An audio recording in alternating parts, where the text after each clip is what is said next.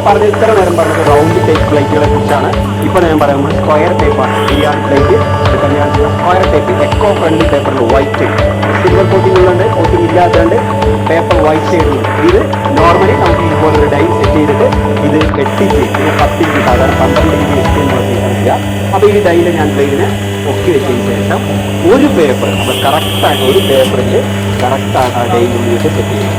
ഇത് വളയാതെ നമുക്ക് സെറ്റ് ചെയ്യാൻ പറ്റും. അതിന് സ്കെയിൽ അളവിട്ട് വെച്ചിട്ടുണ്ട്, അവിടെ കാണാം. കറക്റ്റ് പൊസിഷനിൽ കൊണ്ട് വെച്ചതിന് ശേഷം ലിവർ താഴോട്ട് അടിച്ച് നോക്കാം.